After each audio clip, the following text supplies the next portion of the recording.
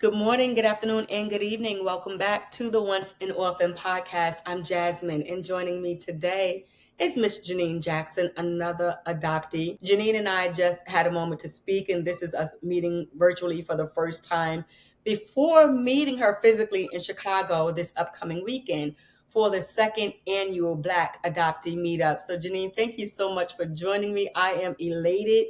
We've only been speaking for the past 10 or 15 minutes, give or take. And as you can see, I am already filled with big emotions.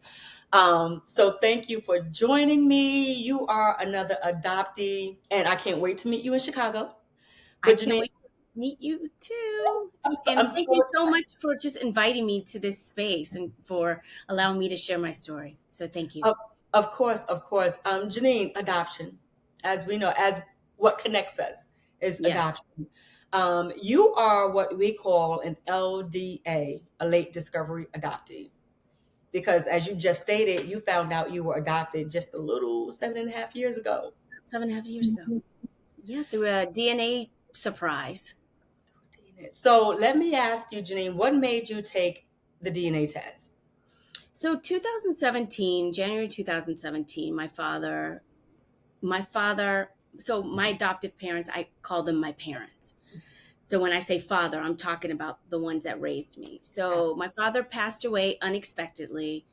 And my brothers and I decided we wanted to build a family tree. We had actually been working on it for years through Ancestry, but at the time, they didn't have the kits. So then my brother decided later that year to take a DNA test, and we found more family members, and we pulled my aunts and uncles in on this, and we were really excited to add people to the tree. And then I said, well, if that's what you found, let me take one too. So I took it for fun. And when the results came back, it wasn't that fun. I learned that I actually wasn't biologically on the tree with my brother. And that's how I found out. And then I also learned, well, I remember when I got the results back, I didn't see my brother or my other brother connected to the tree. I did see other people, but I didn't know who they were. They were all cousins. And then I was looking at my DNA segment, and I noticed that I was 25% Ashkenazi Jew. I had never heard of an Ashkenazi Jew, didn't know what that was. And then I saw Irish and Scottish, and I'm like, what are all these white people doing in my DNA? Because both of my parents are black. And uh, then I got a message from a cousin, and she said she kind of knew the whole mystery of my story, but it wasn't her place to tell. And then I didn't understand what was going on. So then I decided to call my mother and tell her, I'm like, hey, I'm not matching with Jermaine and Jamar. Like, what's going on? My mother told me, I told you not to take that test. They're falsely accusing people for crimes and other things. And I believed her because I had just gotten finished watching like a 48 hours mystery about this guy that had been falsely convicted through DNA testing. And she just said it's quackery. But then I said, all right, fine. But before we go, what's an Ashkenazi Jew? Because it's saying, this test is saying that I'm 25% Ashkenazi Jew. And she gave me this story about my dad, my great great grandmother on my dad's side, who's part German, and what her last name was. And I kept saying to myself, the math is literally not adding up. But I said, fine. Well, then, unbeknownst to me, a biological cousin, the one that reached out to me, reached out to the other side, my paternal side of the family. They're screaming, jumping for joy. And I had a half brother to reach out to me. Now, this is in 24 hours. He reached out to me and said, I've been waiting for this day to meet my sister ever since she was placed in adoption. Please give me a call. Maybe we can have coffee sometime. I'm like, what?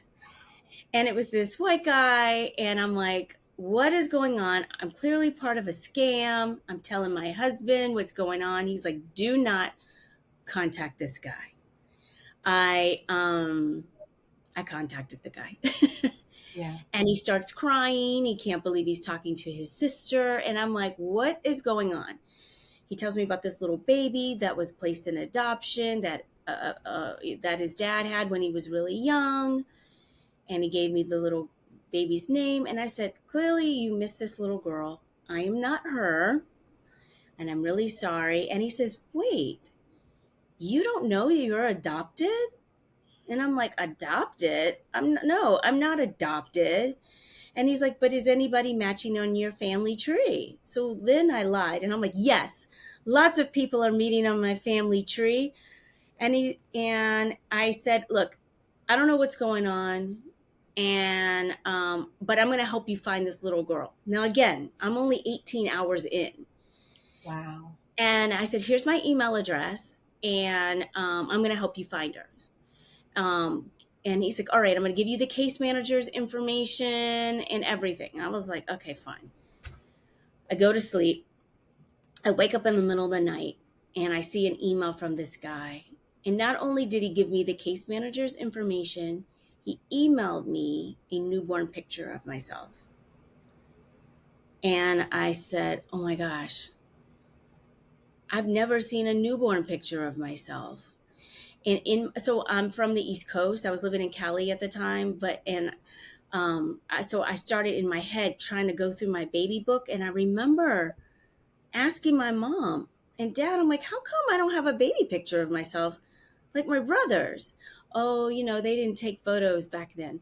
Now, mind you, at the time, I was a professional photographer, and I did newborn baby photography at the time. And I volunteered my time, and I used to take pictures of babies that were being placed in adoption. Oh, okay. So My my God. brain is just like, wait, something's not right here. Right. I call the next day. I call this adoption agency. I think that I'm still part of a scam. They confirm the adoption. Not only did they confirm the adoption, they told me the names of my birth parents. And I remember my birth father's last name was Marin. And I was like, Marin, what kind of name is that? And they were like, oh, it's short for Marenstein. And I'm like, wait, Marenstein? That's a They're like, Jewish name. yeah. I'm like, that's a Jewish name.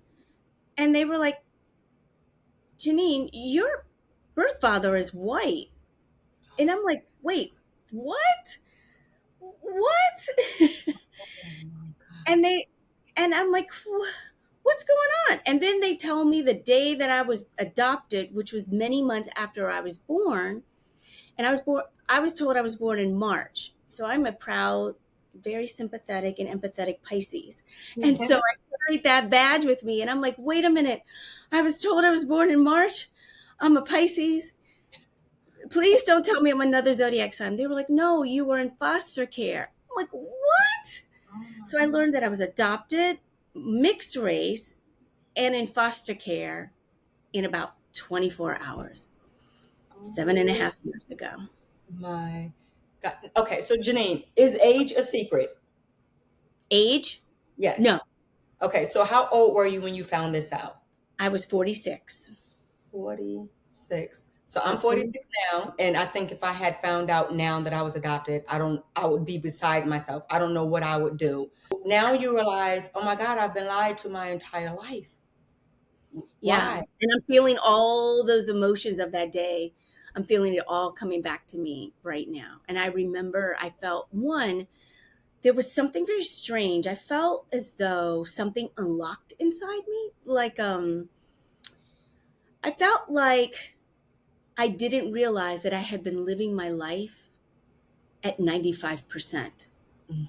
And someone had just given me that 5%, or that I was a bird with the wings flying halfway, and someone just said, oh, you just need to be adjusted a little bit. Yeah. And I all of a sudden I just felt so strong, so empowered, so stoic, but Mm. yet broken at the same time. However, I did not believe it. I would not believe it until I heard it from my mother. So I called her, and my mom was like, hey, what's up, Buttercup? And I said, hi, Mom, how are you? She's like, I'm good. I said, are you eating? Are you busy? No, no, no. What's up? And I said, well, I have a very strange question for you. And I want you to know that it's coming from a place of love. And she's like, okay. I said that I was told today that I was adopted, and I want to know if you can confirm that or not. And my mom got very quiet and she said, who told you that? And in my mind, I'm thinking, I know this lady is still not trying to tell me something. Yeah. I said, the Children's Society of Princeton, New Jersey, Mom. And she said, oh. And then what had happened was, and just gave me the full story. And then that's when I said, oh my gosh. So then my mother told me she was told she couldn't get pregnant. And my mother and father had been married for just a few years, and they really wanted a baby. And they were like, we're really blessed and we want to welcome a baby into our home. And so one Sunday morning, they were going through the Sunday paper, because we don't do that now, right? Right. And there was a big full page ad about all of these Black babies that were up for adoption. And my mom says, look at all these beautiful babies. Let's adopt a baby. So then my parents adopt me. And then about, I think 9 months later, my mother gets pregnant with my brother. So I said, wait, so Jermaine's not adopted? And she's like, no. And I felt a dagger just hitting Right. so hard in my heart. And I said, well, Jamar is, right? And she's like, no, he's not either. And it's funny, your father and I started calling you Lucky Charm because, I started getting pregnant. And I just screamed, Mommy, like an infant.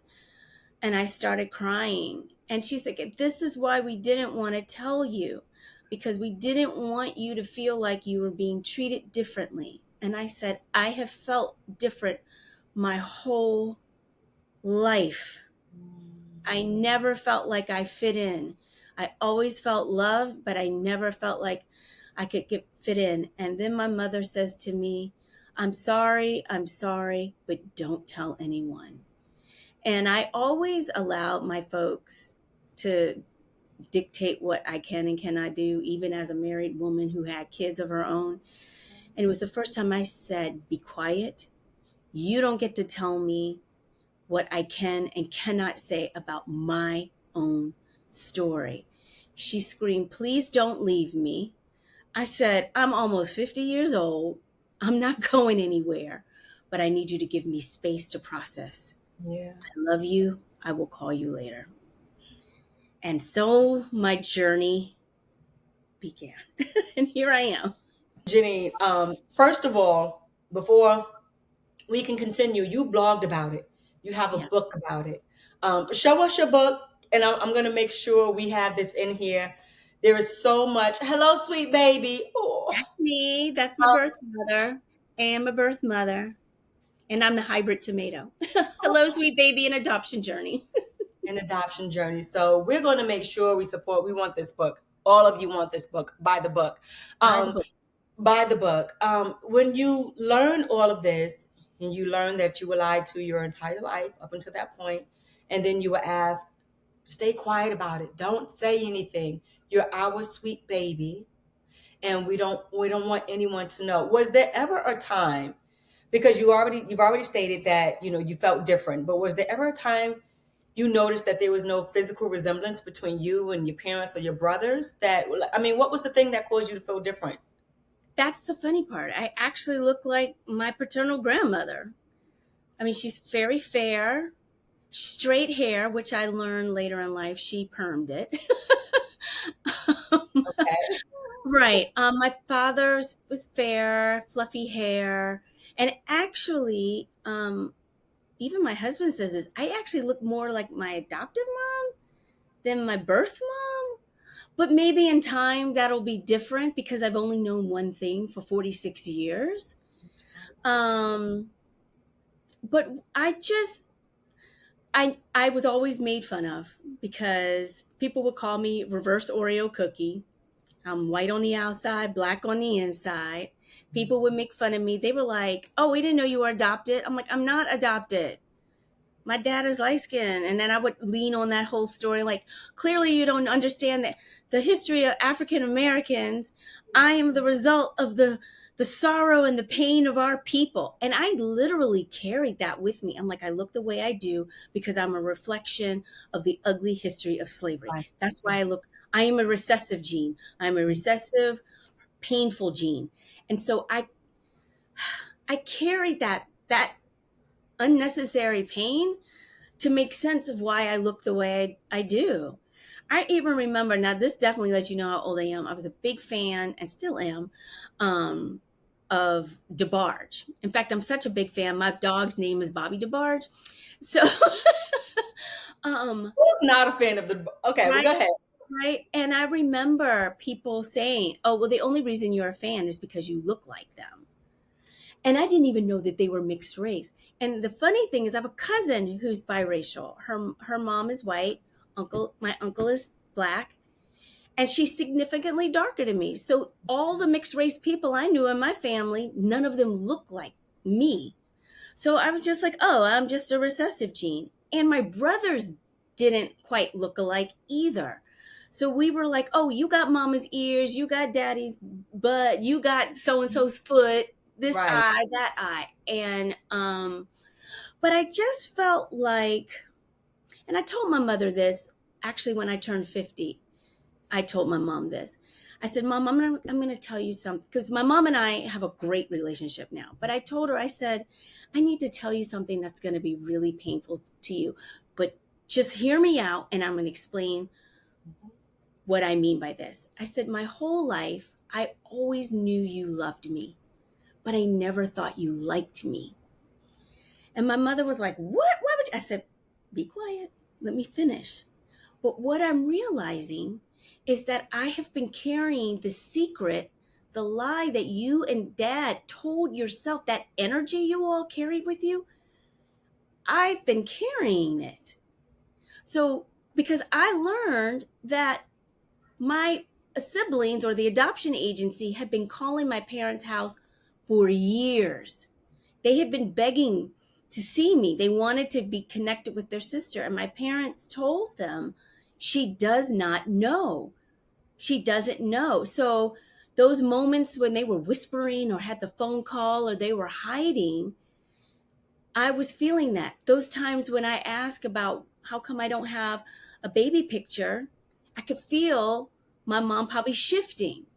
Even though she says she does. She's like, oh, you felt like you came from me. Oh, you came from my womb. I didn't. And I said, and it's okay. And I said, and actually, my aunt told me, so my cousin, I have a cousin who's adopted. She was inspired by what my parents did. And so my cousin, she always knew she was adopted. And we talk about that all the time.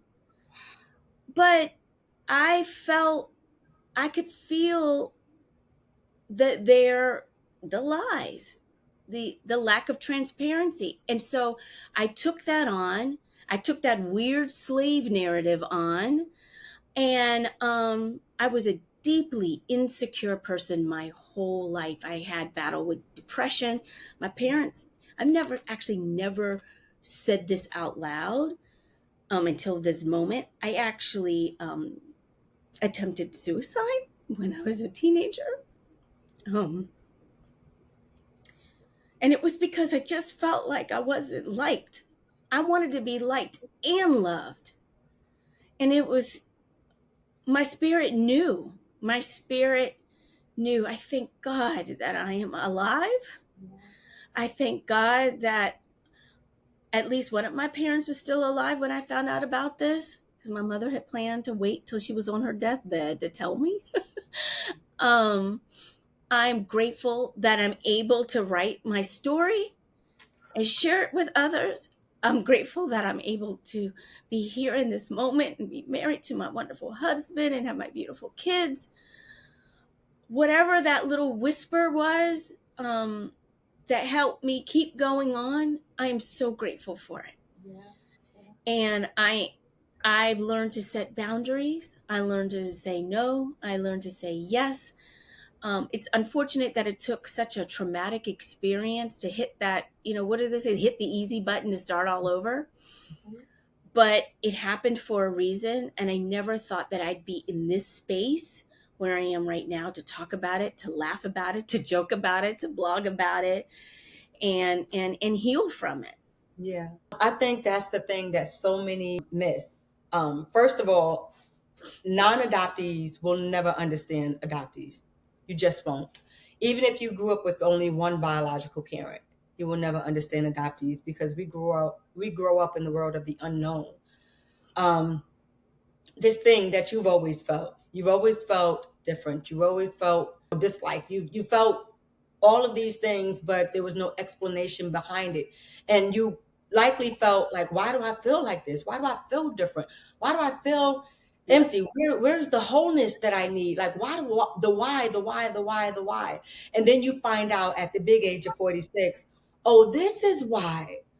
Now I can understand a little bit, but in order for me to fully understand, I need to know what my biological family was going through when this happened so that I can understand why I was placed in the first place, why I was fostered. And that's the reason my email is placed.fostered.adopted@gmail.com, because that's the process of it. You have to be placed. You likely have to be fostered for a little while. And then the adoptive family has to decide if whether or not they want to adopt. That it's the process to it. It's not like, oh, the moment this baby is born, we're signing the adoption papers, we're taking it home. There's a process to adoption. At least that's how it works in the state of New York. But now you have all of these pieces to put together, Janeen. You find this out at 46. You're already married. You now sit down with your husband and your children and say, hey, there's a new revelation that I have. Let's talk. How does your husband respond? How does your children respond? Well, I called my husband immediately. I found out that my birth name is Jennifer, and I'm from New Jersey. That part I knew. I called my husband and I explained to him what happened. He was like, "What?" And I told him, I was like, "Yeah, I'm Jenny from around the block." You know, Jenny I from the right. And I told him that my birth father is Jewish. I said, "Oh my," I said, I worked at the time. I worked across the street from a synagogue. I'm like, should I go over there and say, "My people," I just. right, right. And I said, I know that when you married me and we said through sickness and health, but there was nothing in there about like adoption secrets. So I was just like, are you ready? He was like, no, are you ready? I'm like, no, are you ready? Because I'm going to need to lean on you more than I ever have. And my husband has just been so supportive and as understanding as he possibly could be. He in this year, though, he's like, if I hear this story one more time, um, but then I reached out to I told him I want to reach out to my adoptive parents, and he was like, okay, whatever, you sure you really want to do this? I said, I do. I Yeah. want to unlock a lot of things. One, I want to unlock my medical history. There's some things that I have that my folks don't have. Like I'm wickedly creative. I sing. I'm classically trained pianist. All of these things, and I said, I just want to know, like, did I get anything from them? Plus, I want to know my real story. Right, right. It's I yours. want right. I want to know my real story because the one that was given to me was weird anyway. And one minute my dad was in the delivery room, the next minute he wasn't in the delivery room. That's when I was just like, how come I know the details, every single detail up to delivery about my brother, but that I don't have a picture? You know what I had also thought? So when I got pregnant with my first son, was writing letters to my mom every day about, Mom, I wanted to wait till I got past the first trimester to tell her because I was Right. considered a high risk pregnancy and I would be devastated if I had lost the baby, right? Exactly. Miscarriage, of course. Right. So I didn't. Thank goodness. But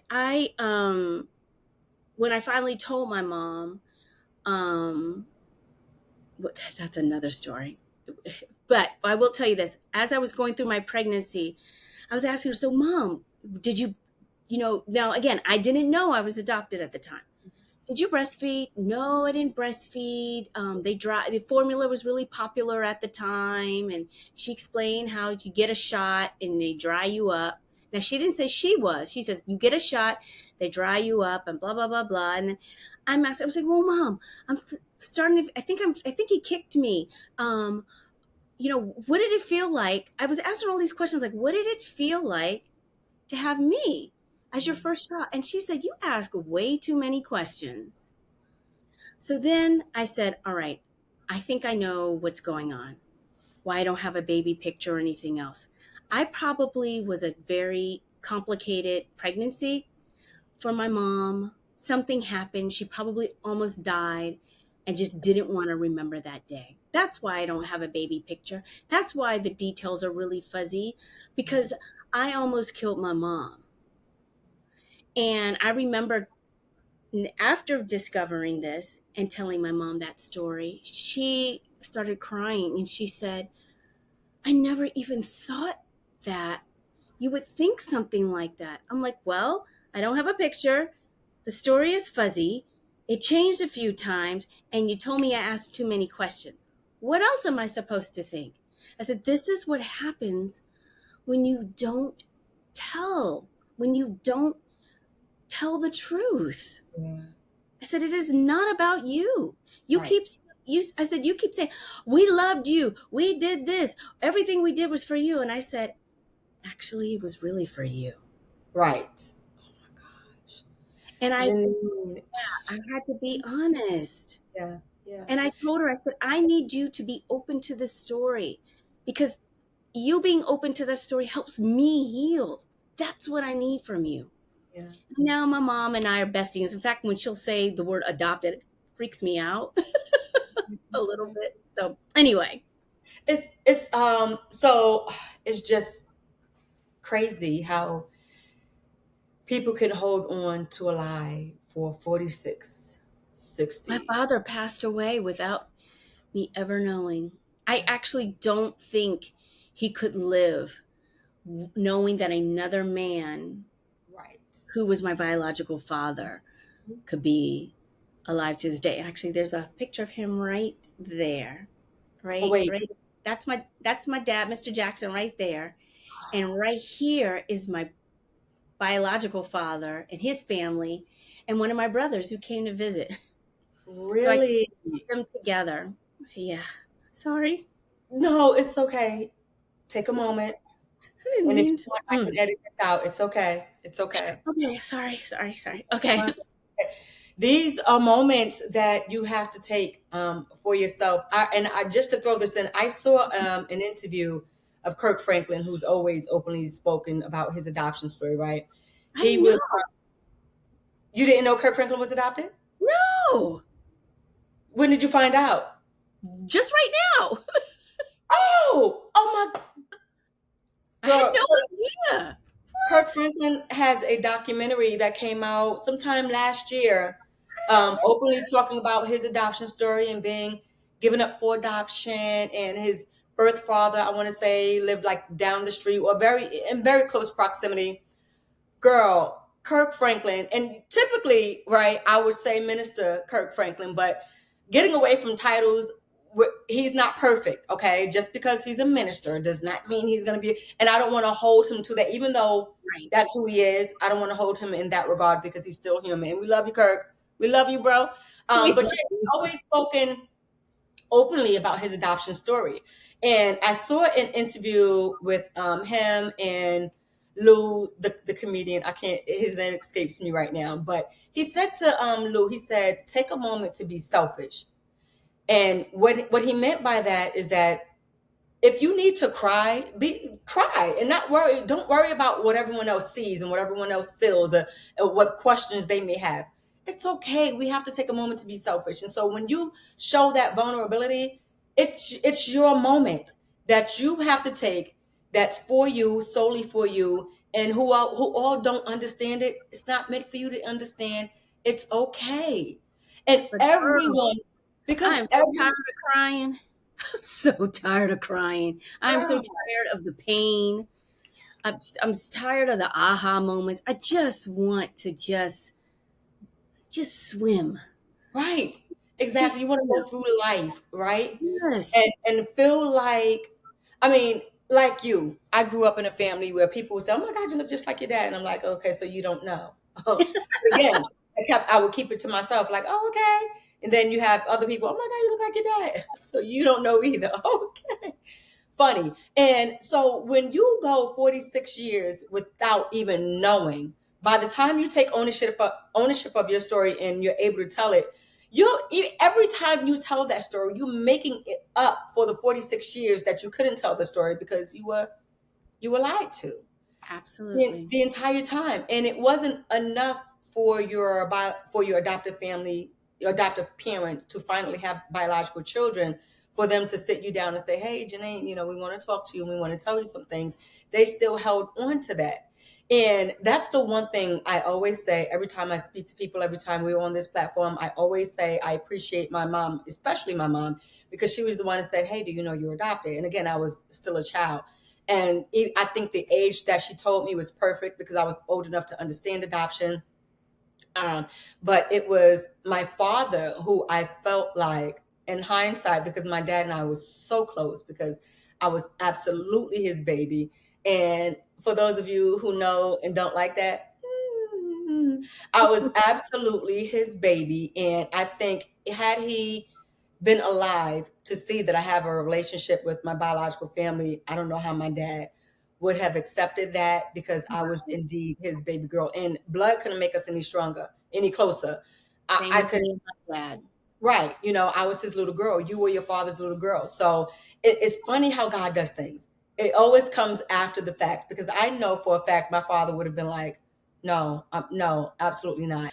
You have to own this moment. So now that you have ownership of this story, and now that you are writing about it, blogging about it, and sharing your story publicly like this about it, do you find that healing each time you tell your story?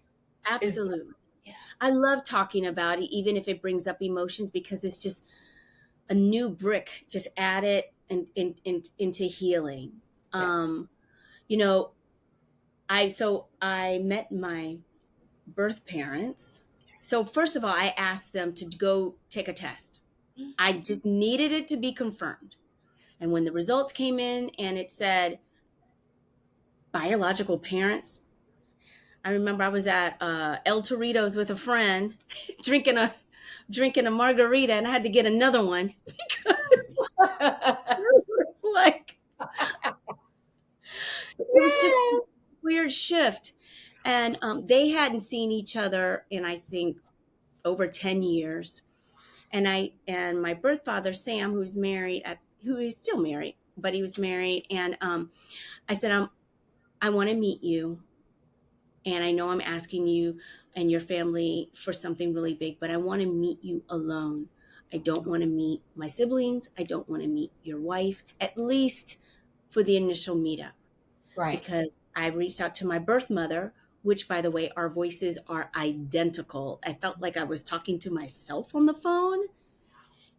Our first conversation was, whoa. And she's like, whoa. And I'm like, whoa. And she's like, whoa. And we're just like, whoa. Yeah. Um, and she was nervous. They basically, they were high school sweethearts. They were next door. They were also next door neighbors. They lived in the country of New Jersey. My little book starts off like that, with two tomatoes in in the hay.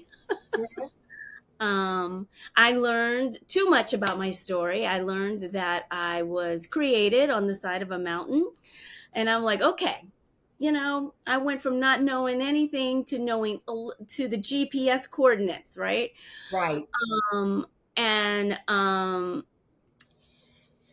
his family is complicated. Her family is complicated. There were like 11 of them. There was only two of them, and her family helped take care of his family, and I came along, and my birth mother knew immediately that she wanted to place me in adoption. She was 17 at the time, and there was so much chaos between the two families. in their lifestyles that she didn't want me to be a part of the chaos. And so as soon as she gave birth, they whisked her away. They did not allow her to bond with me. Yeah. And unbeknownst to my biological father, his mother came in the middle of the night to just hold me before they took me into the adoption agency. And actually, he didn't even know that until we met up. But my birth mother is a Grammy Award winning singer. She was sung back up with Bon Jovi and toured, toured the world with him. And back then, I was a huge Bon Jovi fan. I mean, look at my hair now. So, of course, I loved it.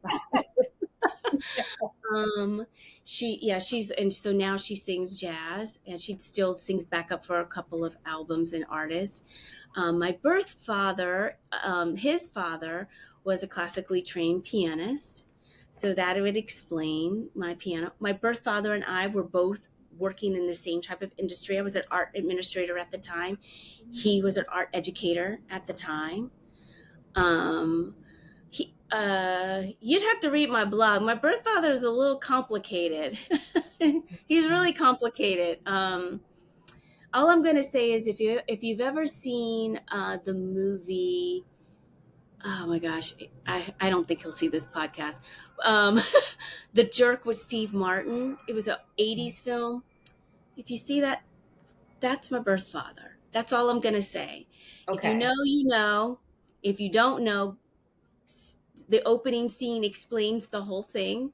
But my birth father was a jazzy kind of fellow, or he still is, I guess you could say. But meeting them, when I've met my birth mother, and I hugged her, every cell in my body was activated, and a memory, I guess a suppressed memory, came out, and my body just oozed like mom.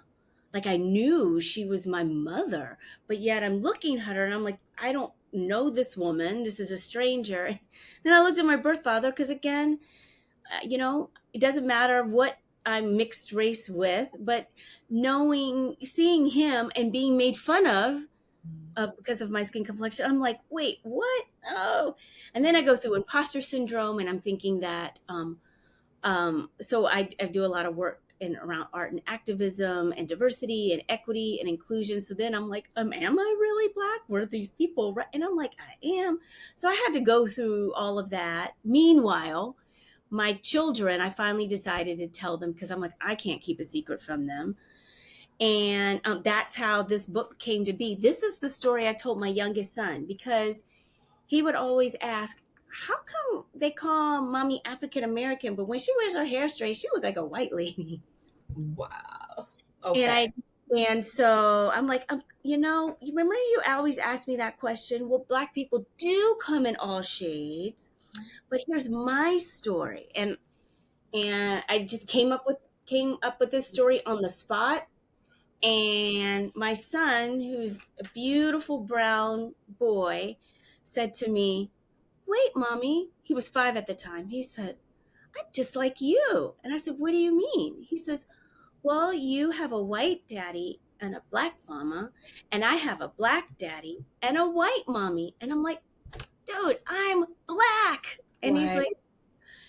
like, okay. He's now 12 years old. I mean, it's the things babies, the kids say, right? You kind of, Right. It's just innocence. trying to figure it all out. He thought that he was adopted because he thought, well, if I'm adopted, then that means he's adopted too. And this book kind of touches on that too, and talks. And the end of the book, it says things to consider. Why do you ask questions? And the one thing I do want to say, one more thing about this book is I Yeah. got some bad reviews on this book, and the reviews are negative because people aren't, one, reading the foreword. This is my story. This Right. is not how all adoptions happen. My parents did find me in a newspaper article. Two, I was in foster care because back in the 70s, first of all, it's already hard to place Black babies. That means babies with two Black parents into adoption. But back in the 70s, no one wanted a mixed race baby because white people didn't want anything to do with black baby, a black child or parents or people, and white people and black people didn't want anything to do with white people. But my parents, my dad, my mother told me when my dad looked at me, he said, quote unquote, "This is my goddamn baby. We bringing her home today." They had to tell him it didn't work exactly like that, but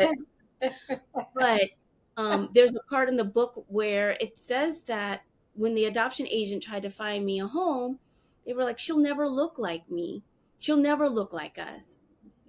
Get away." And people are saying those are hurtful words. You should never use those words when when talking to a child about adoption. And I agree, but that's what happened to me. And actually, it still happens today.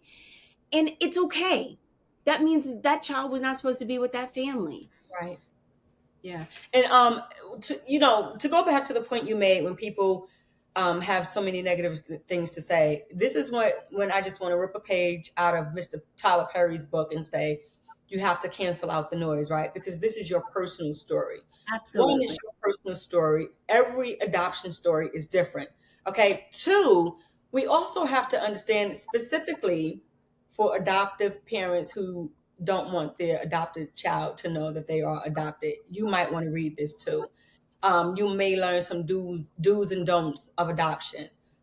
Because what I always tell people, and there's so when my daughters go to school, there are kids there who are adopted, whose parents have decided to keep that adoption part of their lives to themselves without telling the child. And I always say when I'm in conversation with the school counselor, I'm like, well, the child can likely hate them when they grow up.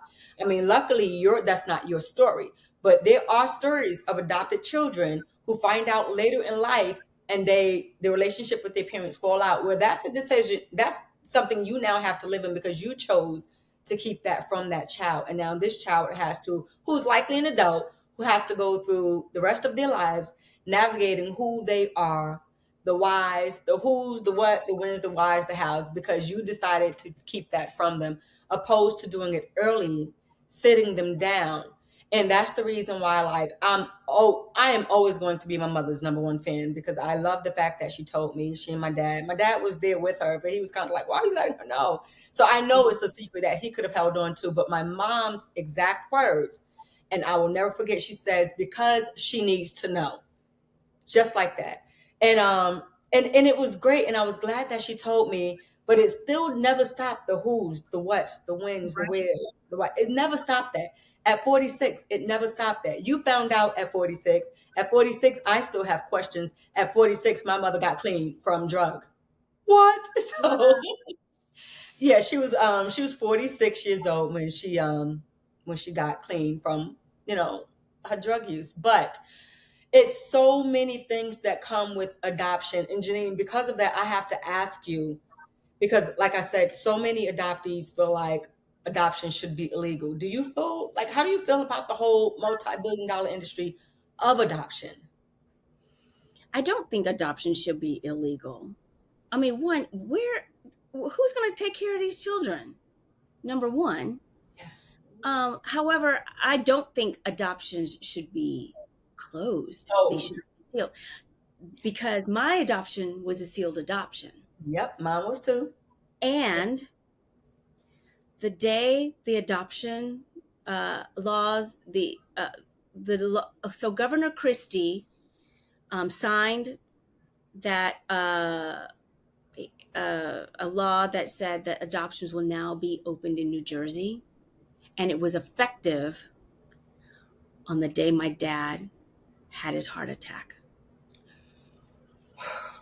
And so, I even asked my mom, I'm like, did dad know?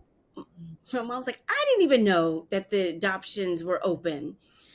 And so, I don't think that adoptions should be closed. I don't think that adoptions should cost as much as it does. I, I don't. I'm new to the adoption world, but I don't understand why it costs so much money. And I don't.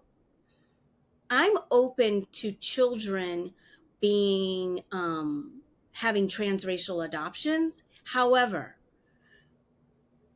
children, families should not commit to a transracial adoption if they do not have a genuine and authentic relationship with the child in which of the culture and race of which the child they're adopting, whether it's Chinese, Korean, Japanese, Black, Ethiopian, whatever. If the only Black person you know is your colleague who's the mailman at your Right. job, no, Right. absolutely not, because it's more than love. Yes. It is more than, Absolutely. and you have to be willing to fight for that child. Exactly. I always wonder, like you said, and I feel the same way because there are adoptees who feel like adoption should not be a thing. But I take my own story, right? Now, and if this woman who gave birth at 28 years old, who was heavy in her life of drug addiction, decided she made the decision to use drugs. She made the decision to lay with someone. She made the decision to give up this child. Her family was not in a position, or perhaps just didn't want to take in the child.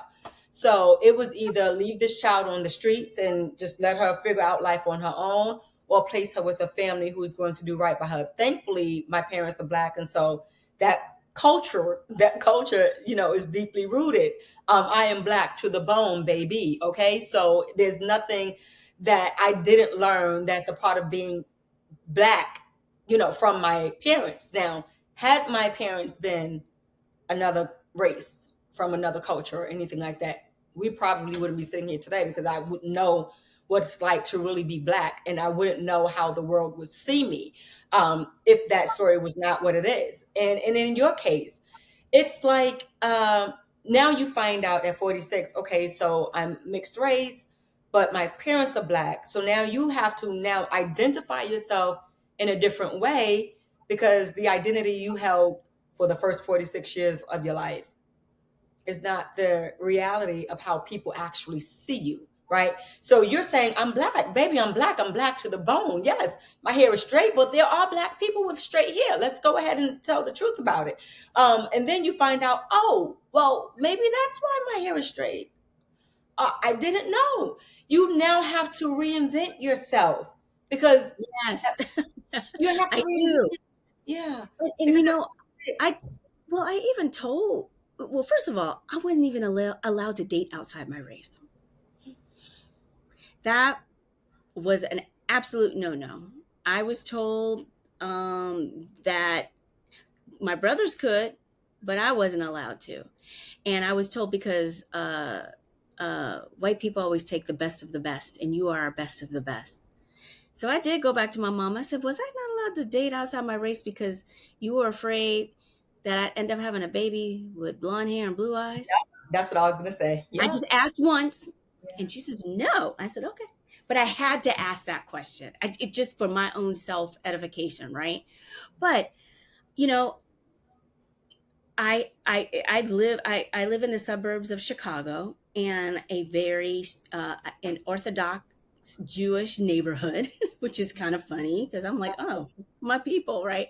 Right. But I've made friends with a few Jewish folks, and they were like, oh, you never got a chance to do the trip to Israel, and I'm like, what's that? And I'm like, oh my, and I look it up. I'm like, oh my gosh. And they're like, don't worry, you don't have to be a practicing Jew. You're too old, but your kids can go, right? Um, Even my son says, Mom, you never got to have a bat mitzvah. And I'm like, oh, I sure didn't, you Yeah. know? And Yeah. I'm not saying that I wish I had those things. Believe Right. me, I'm a Black woman with my husband is Black, my kids are Black. Like you said, I'm Black to the bone. Right. To the However, I can't deny the other half of who I am. And, you know, had my parents would have been invited to the bat mitzvah, they would have had fun. So I, right. and I make lots of jokes and things about it, but I'm grateful to just be in such an amazing space to talk about it now, because I had to heal from it. It was as though I had been broken down and built back up. I'm not deeply religious, but I had to go to church every Sunday, and I remember the story about Meshach, Shadrach, and Abednego, and going through the fiery furnace, and when they came out, they weren't burnt. And I remember as a kid, I was like, "What does that even mean?" And little did I know that that story was about me. Say you were going through the furnace. I was You going through the furnace.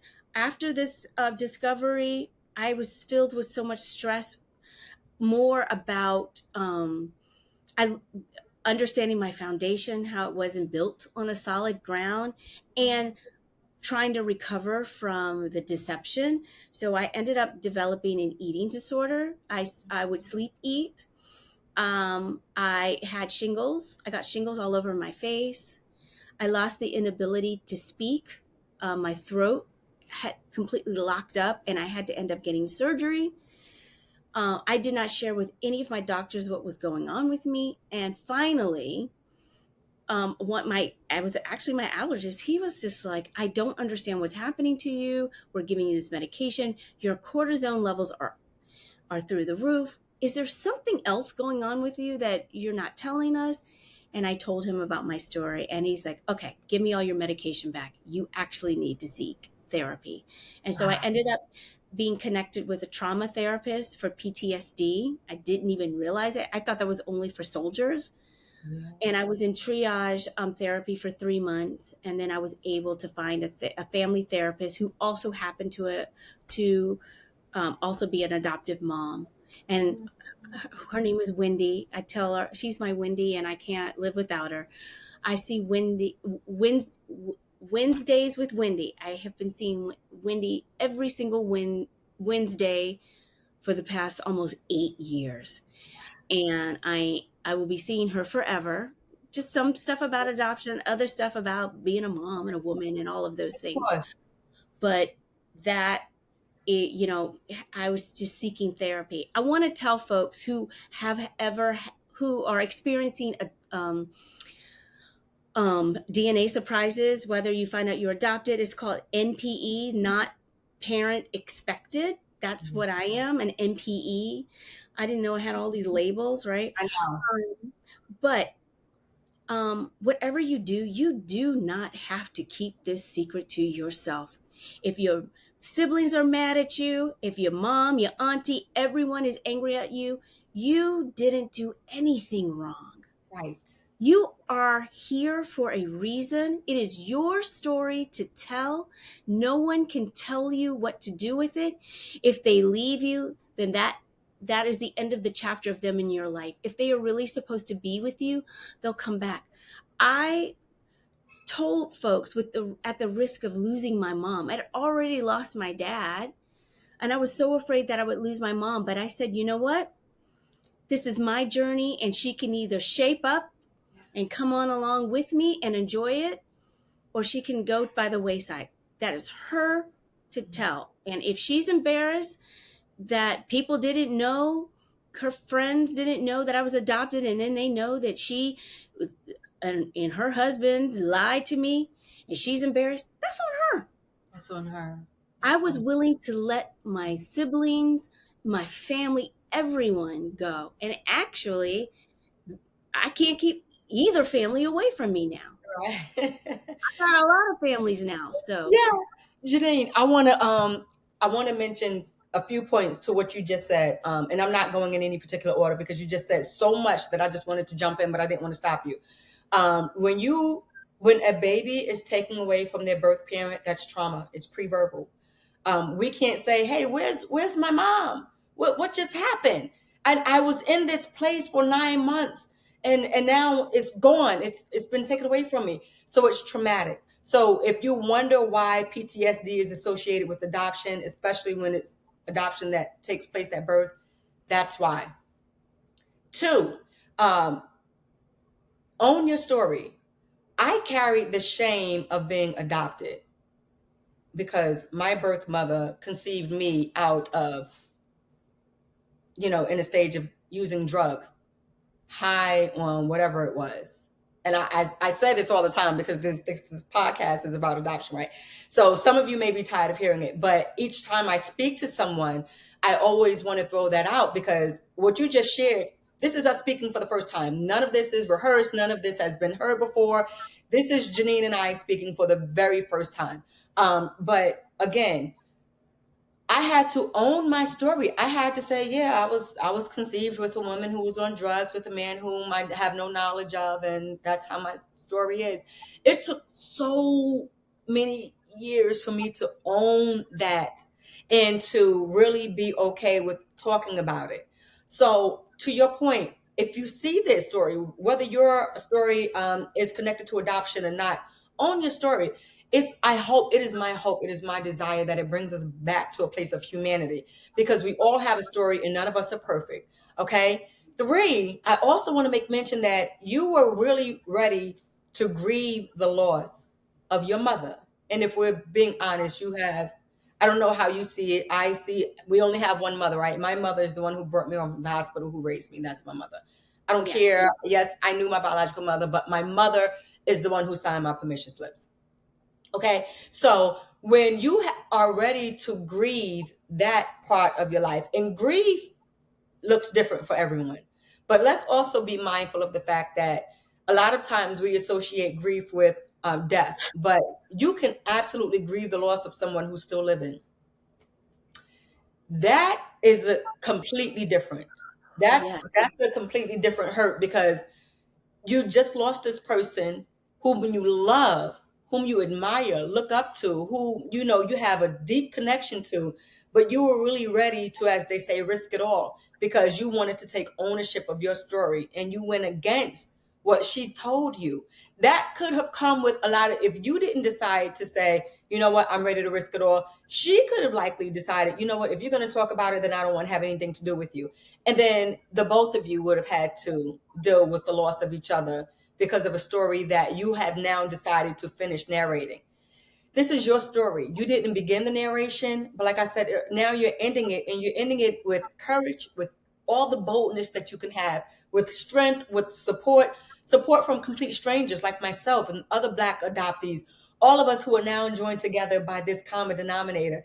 And you said so much that I really just had to pick up a piece of paper laying here and like fan my eyes because I was like, oh my God, do I cry now or do I just wait until I hit, done, that we're done recording? But we have to understand each other. Some of us are victims of adoption. Some of us are victims of molestation, rape, abuse, whether it's financial abuse, mental abuse. So much comes with it. And we are really going through life.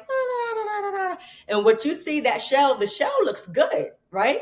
The shell, when you pick up an egg, oh my God, this egg is perfectly shaped. It looks good. It's such a pretty egg. It's going to be good when I crack it open. But when you crack that egg open, you're going to be exposed to some things, the good, the bad, and the ugly. And so, in order for us to really, really, really heal, like we have to talk about it. And so, when you share your story with me with vulnerability, with transparency, I never take these moments for granted because you don't have to. When I reached out to you, you could have said, no, Jasmine, I just blog about it. That's it. I don't want to put my face out there, but you did, and I am forever grateful because no one is going to understand your story. I mean, I understand adoption, but I understand adoption my way. You understand adoption your way. And then you found your biological father. I've met my siblings. Yeah. I met my cousins on her side of the family. I'm like, oh my gosh, I went from not looking like anyone to a clan of people that look like, and I'm like, and we all picked the same hair color. Like, what? And they all sing. They're so creative. They are just, I've got relative cousins that are photographers. I've got a cousin that is a country rock singer who travels, and piano players and artists. And yeah, it all. And when I told my mom, I'm like, Mom, guess who sings? Oh, Mom, guess who's the one that makes, who designs puppets? Mom, guess who's the photographer? And even my mom was like, what? Oh, that's where you got it from. Girl, we were wondering. I said, well, you could have told me and we could have found out together. Right. And I mean, I just think the moment would have been so much more joyful if you had done it and then said, Mom and Dad, I know this and I know that you wanted to keep it away from me and I'm not angry with you, of course, if you had gotten over it by then. but I want you to meet my biological family.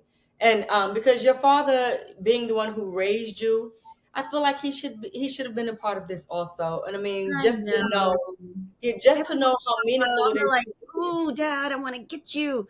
Right? But I can tell you this: if my dad had the heart attack after I found out, I'd be healing in a different way. I would have probably thought that it was my fault Yeah, yeah, and I that's true. broke his heart. So I will see him again one day. So And yeah. you will, and you will. So, um, Janine, what is your blog? We want everyone to visit your blog, see your story, because you.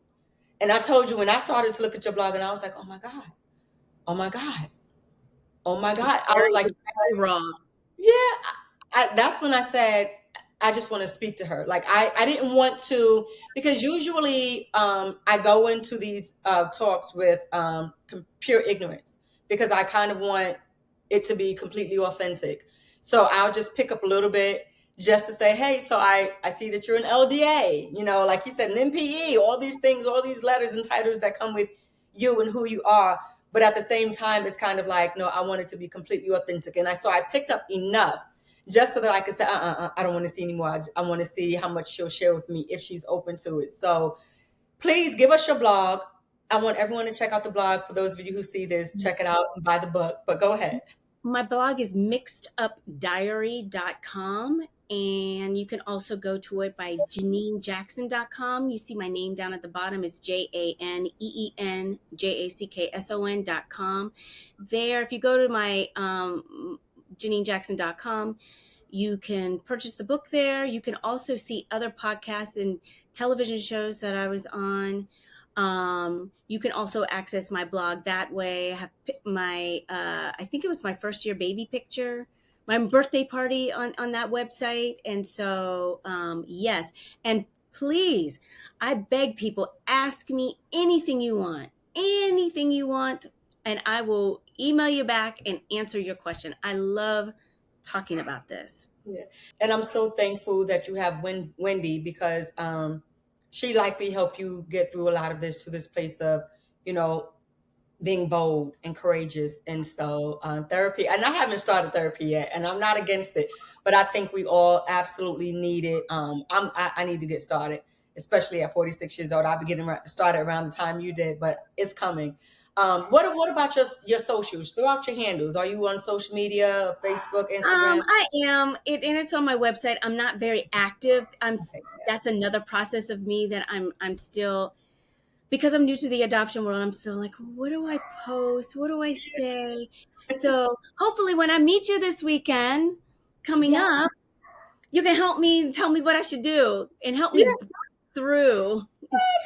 And you get to meet so many. You get to actually meet those who are experts at it, like Coco and Tasha and Yeah, I'm Kathy. just a And little nervous.